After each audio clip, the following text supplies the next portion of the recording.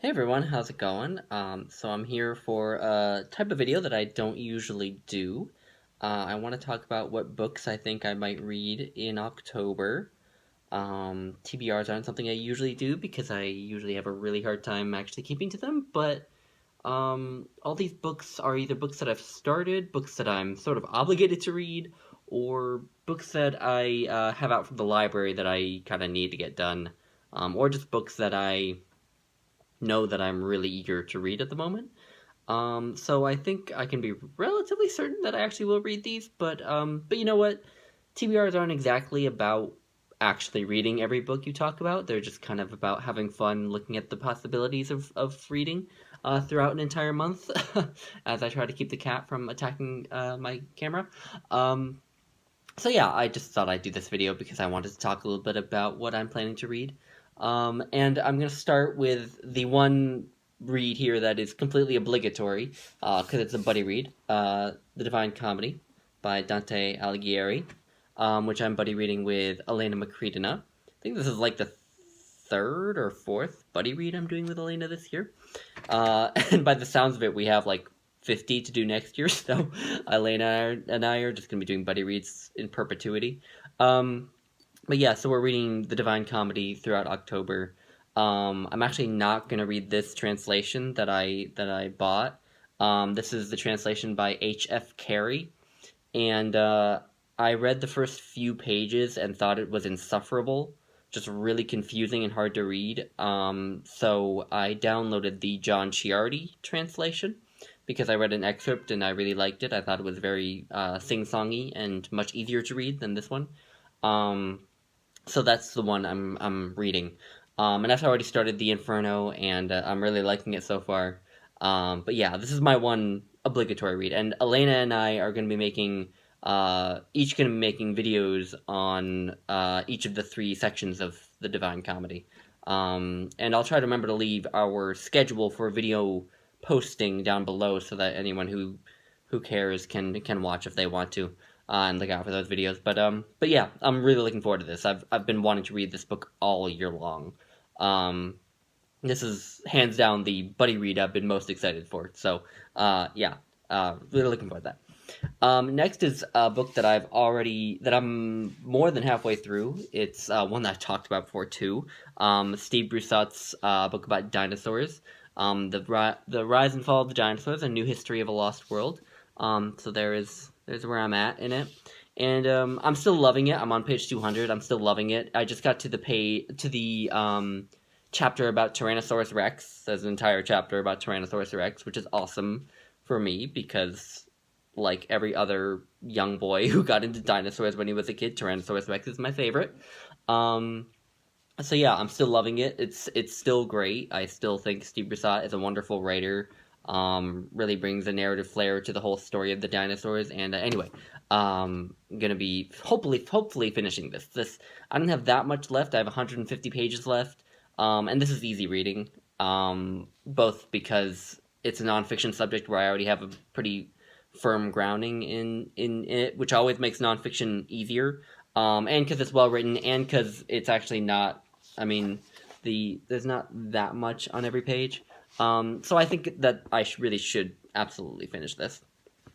So the next book is Close Range Wyoming Stories by Annie Proulx, which I've also already talked about a couple of times, I believe.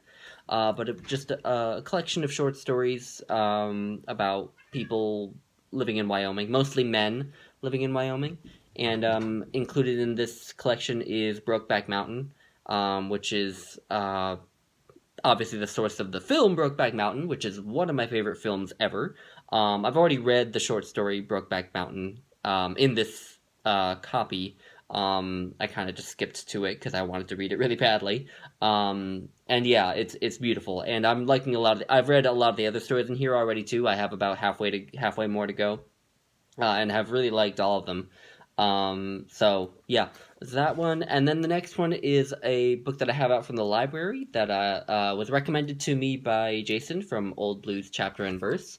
It's The Solace of Open Spaces by Gretel Ehrlich. Ehrlich? I'm not sure how to say Ehrlich. I'm not sorry, I forgot how to pronounce her name. But anyway, this is a really short collection of essays about the landscape and way of life in the American West, and especially, as I understand it, Wyoming, which, as Jason said, and as I couldn't help but agree, is right up my alley. And next is a reread, the Bible. I'm not going to be reading the entirety of the Bible in October. I'm going to see if I can pick out some of the books of the Bible that I'm particularly interested in rereading. Some of the ones I have my eyes on are the book of Job and the book of Ecclesiastes, and perhaps some of the letters of St. Paul from the New Testament. I just reread the book of Ruth today, which I really liked. Actually, that's where this marker here is from. The book of Ruth is actually in part, and it was in part an inspiration for Housekeeping by Marilyn Robinson, where the main character is named Ruth. So I was particularly interested in that one, but yeah, I'll just be picking which books to reread kind of on a whim. I might also reread the book of Exodus. We'll just have to see. Next one is the next two are slim volumes of poetry, and then the last one is a not so slim volume of poetry. But this one is Self-Portrait in a Convex Mirror and Other Poems by John Ashbery. I've already read the title poem in this collection and loved it. I thought it was great. It's like a 15-page long poem, and it's actually about the famous painting, Self-Portrait in a Convex Mirror. And it's wonderful. So I'm going to be poking around, reading some of the other poems in this collection. And this collection won the Pulitzer Prize, the National Book Award, and the National Book Critics Circle Award, which is quite a trifecta. I can't imagine there are that many books that have achieved that. So that's pretty crazy. And based on my reading of just the one poem, I guess I can see why, because I loved that poem. So anyway, the next slim volume of poetry is The Rock Island Hiking Club by Ray Youngbear, who is a Meskwaki poet. The Meskwaki are a American Indian nation, actually in Iowa. And I actually found out about Ray Youngbear because I was looking up authors from Iowa.